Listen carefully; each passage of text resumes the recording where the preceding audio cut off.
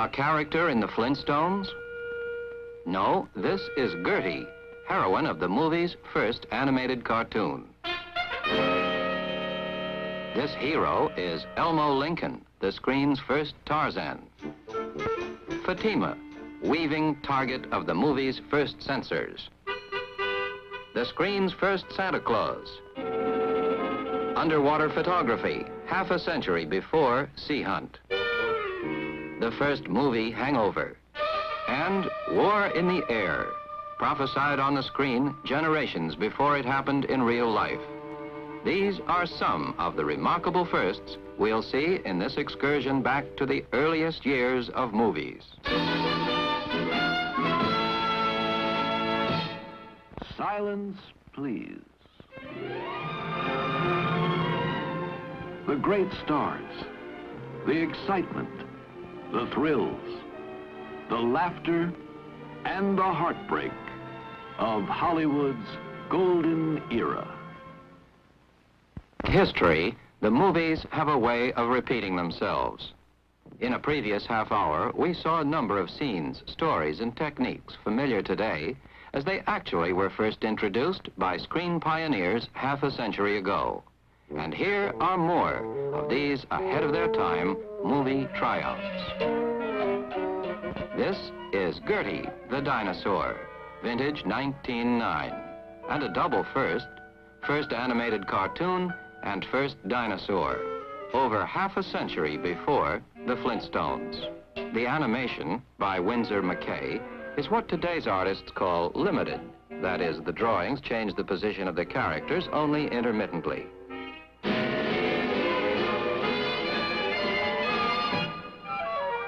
In the 1930s, Walt Disney set a faster and more expensive standard, with many characters on screen and all moving practically every frame. Ironically, because of high production costs today, many cartoons have cut back to the more limited animation style of 1909's Gertie, and many critics hailed it as a step forward. Here's another kind of first movie dinosaur, a life-size model built by D.W. Griffith in 1912 for his film series on the evolution of man. It established the movie myth that men existed in the age of dinosaurs.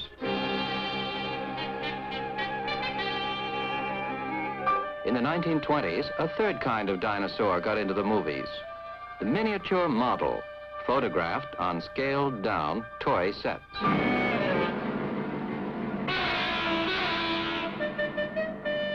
Meet the Allosaurus and Brontosaurus, created by special effects wizard Willis O'Brien for the first screen version of The Lost World.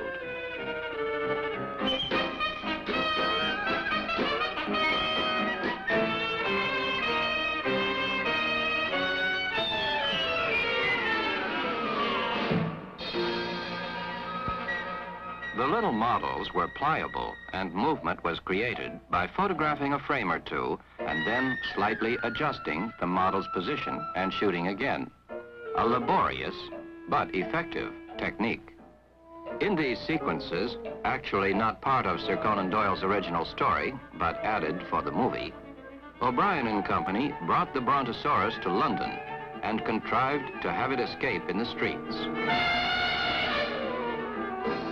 Another screen first, repeated in the 30s by Mr. O'Brien himself in his masterpiece, King Kong.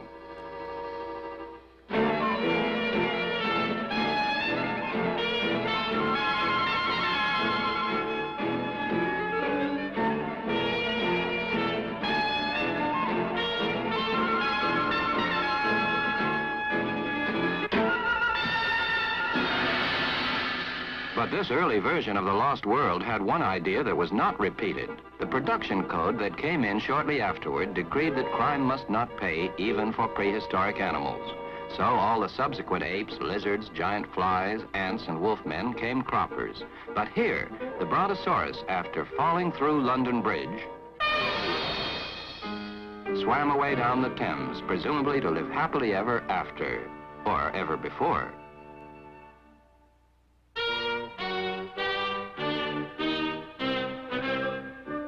Another movie monster often shown loose in the big city is the ruthless business tycoon. He was first presented on the screen in 1909, also by D.W. Griffith. The boss's scheme is to send his minions out to place orders to corner the wheat market, accounting for the title of this famous film, A Corner in Wheat. Panic takes place in the pit. The story is based on the Frank Norris novel, The Pit. Prices rocket, and soon 5-cent loaves are 10 cents.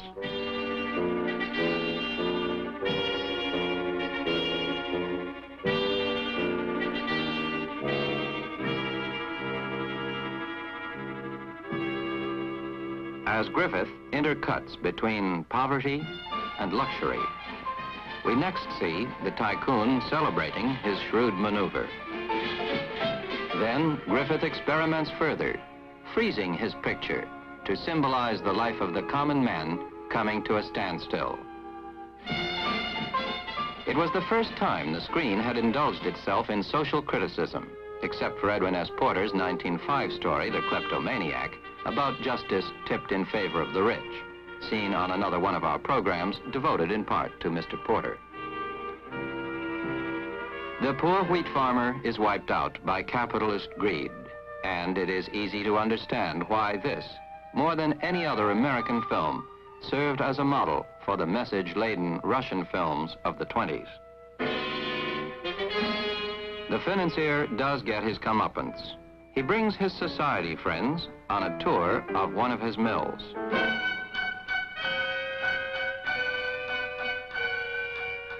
Word comes of a further rise in price, and the tycoon, in his jubilation, forgets the open wheat bin.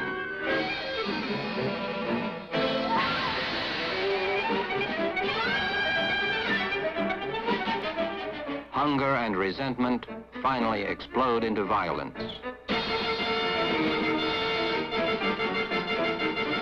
While the tycoon, hoist as it were by his own petard, is drowned in his own grain. And the life cycle, hopelessly perhaps, starts all over again, ending this remarkable forerunner of The Grapes of Wrath and the dozens of other social protest films which were to follow.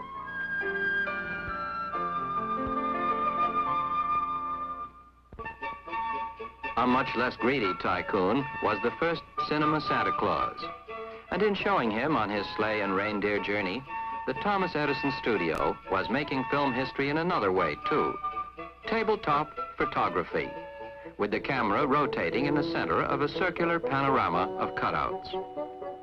Made in 1905, this subject, The Night Before Christmas, employed some of the techniques we just saw used 20 years later in The Lost World, including the interweaving of live actors with miniature sequences.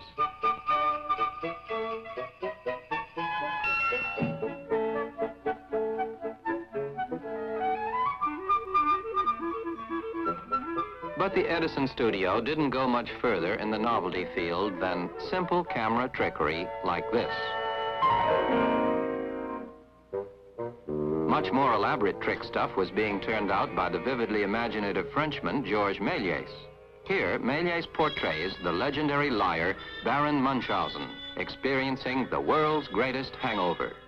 Actually, Méliès made the film before the term hangover was generally used, and he called it The Hallucinations of Baron Munchausen. His companions of the revels the night before appear in the large mirror by his bed, Méliès' device for the mirror of the Baron's mind, and actually, of course, a stage. They turn into tempting Egyptian sirens. And naturally, he wants to have more fun with them.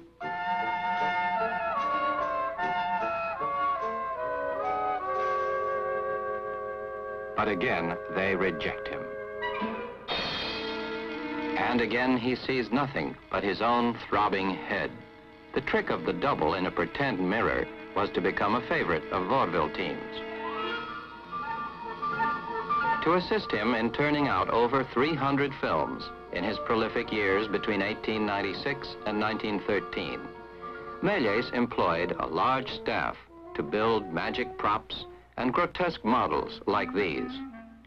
Creatures such as inhabited the fantastic triptych of Hieronymus Bosch, or such as might today turn up in Macy's Thanksgiving Parade.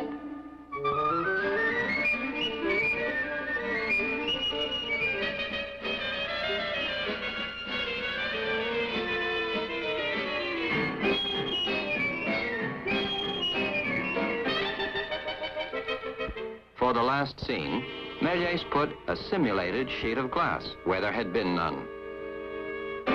The end of a dream that would have baffled, or more likely delighted, Freud himself. And perhaps did, since this film was shown widely in Europe during Freud's time.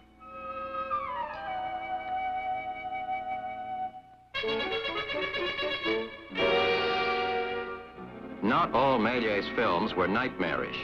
He also made the most charming fantasies of the movie's early years. Here, his hero is exploring the wonders of the deep. All, of course, with dry props and double exposures.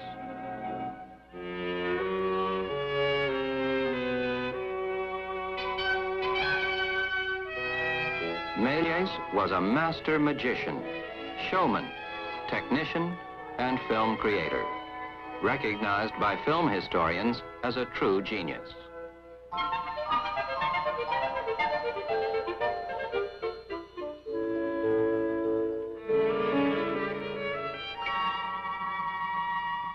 The reason his name has not been passed down popularly as one of the pioneers like Edison, Griffith, Ince, or DeMille is that so few of his films have survived physically, especially in United States collections.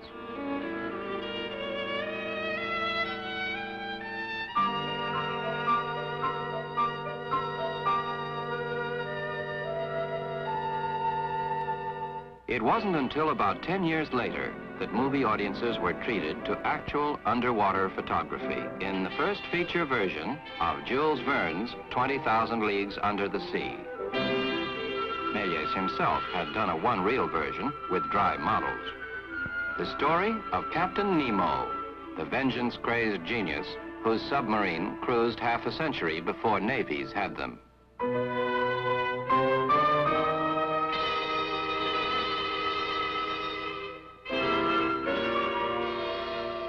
One of the sights witnessed by Captain Nemo and his crew during their voyage was an island boy diving for pearls and encountering the first of many movie octopi. It isn't as menacing as DeMille's giant squid in Reap the Wild Wind, but it provided quite a thrill in its day. Partly because the celebrated Williamson brothers used cameras inside a submerged waterproof bell, instead of doing what had been done up until then, shooting through the sides of glass tanks or on dry sets with models.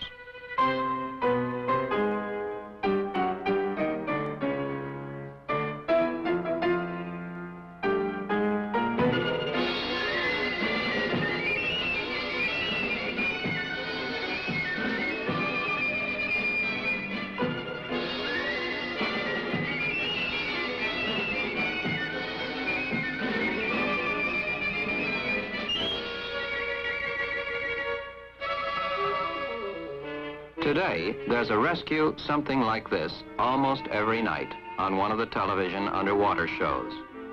And though audiences demand a little more technical accuracy in the speed of ascent, the bends, and so on, the pattern was set by this 1917 thriller, 20,000 Leagues Under the Sea. It's been done several times since, the last time, of course, in CinemaScope.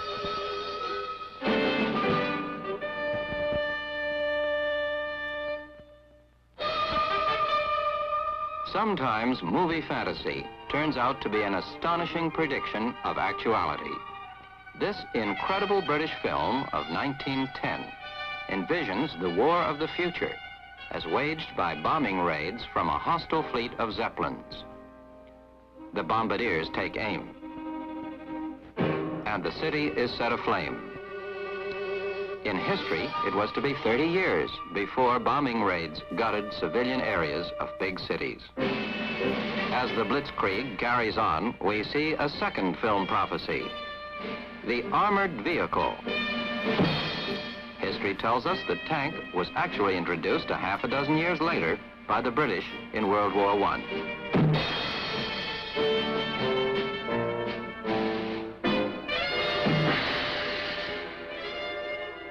Even tanks are helpless against the aerial bombardment, and planes go up to attack the Zeppelin.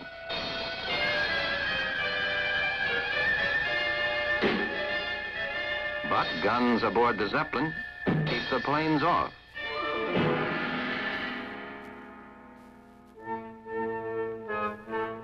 Inevitably, scientists rush to develop a counter-weapon, and we see the film's third prediction of things to come, a robot missile. Flying bombs weren't actually used until 30 years later by the Germans, and of course later still in the form of the much more refined guided missiles that are still one of the most up-to-date items of defense today.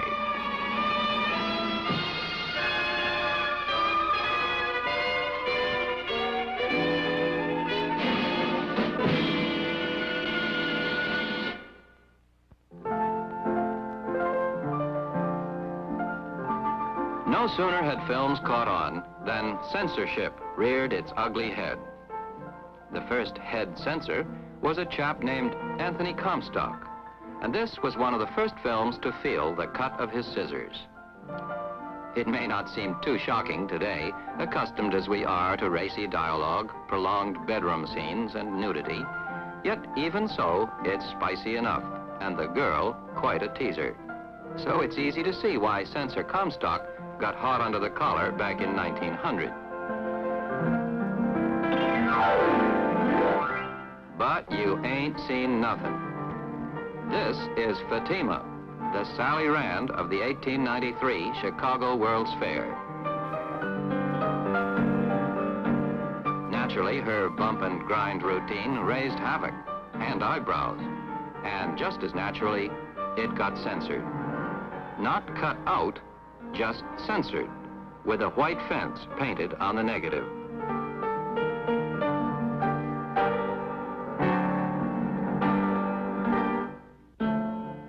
The Boudoir, the Hoochie Cooch, and now one of the first films on a theme of sex tragedy, the 1909 adaptation of Tolstoy's Resurrection.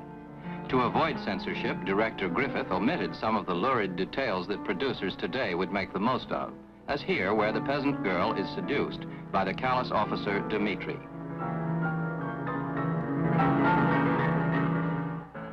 But there was little understatement of the basic story, in which the girl, Natasha, abandoned by Dmitri, her illegitimate baby dead, is forced to work in a brothel. Near the end, which of course was only about 8 minutes along as this was a one-reeler, she has gone mad when Dmitri's path again crosses hers. Deluded, she flirts with him as with a stranger.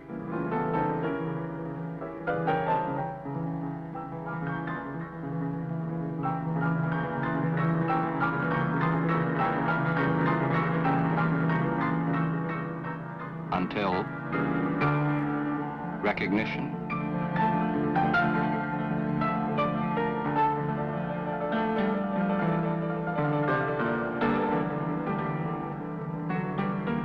Still not entirely contrite, he suggests that she seek salvation in God.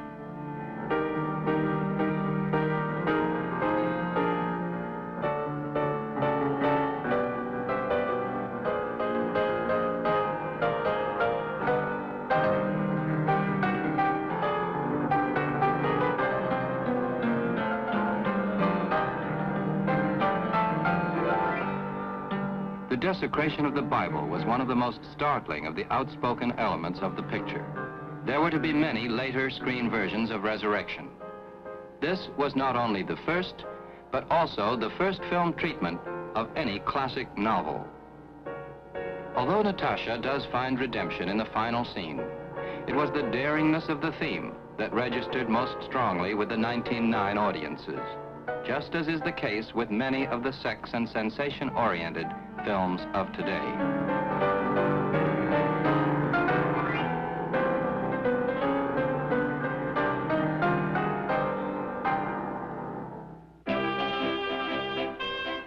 As the movies grew longer, audience taste veered for a while from the classics to popular authors.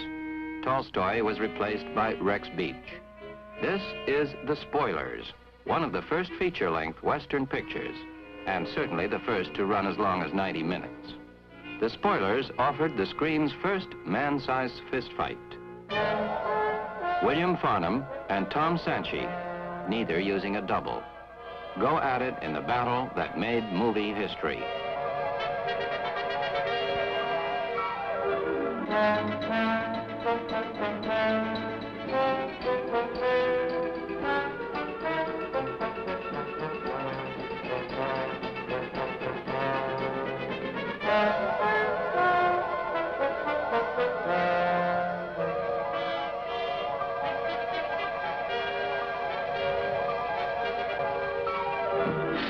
There were to be no less than 4 remakes of The Spoilers, and doubtless more are still to come.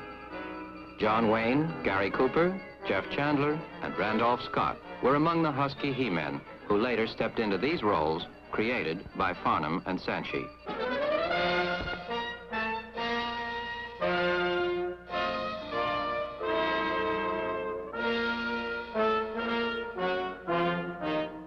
In 1930, Farnham and Sanchi coached Gary Cooper and William Boyd for the fight in that remake. And although they were then on in years, they themselves did another big fight scene together for 10 Nights in a Barroom.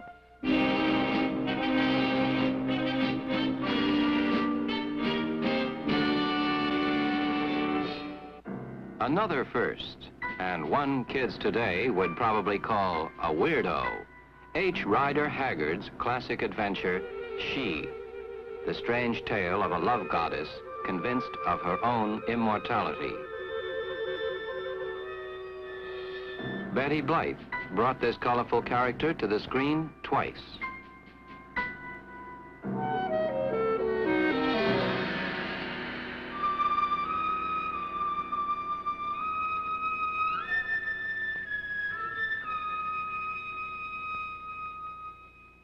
The film was remade in the 1930s with Helen Gahagan and in a color and widescreen version in the 1960s. But this Betty Blythe version of the 20s chilled audiences with one of the most bizarre effects of early movies.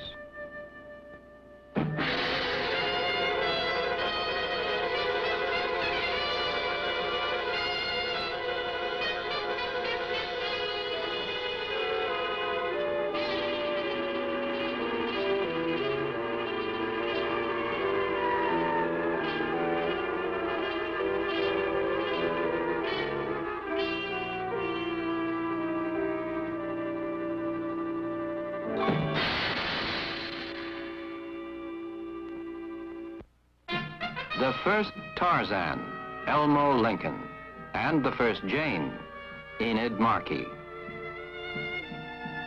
Photographed in the jungles of Florida in 1918, Lincoln was the first of a parade of some 14 muscular actors to play the role.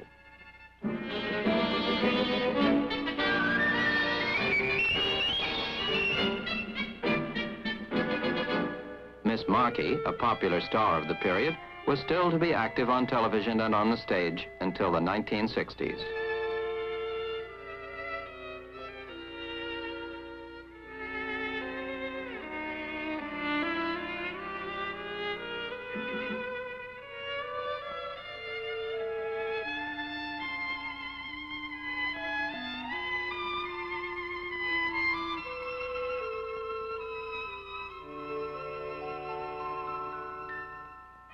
Jane teaches him his first lesson in gentlemanliness, and Tarzan acquires the romantic restraint that he was to practice in the dozens of films to follow.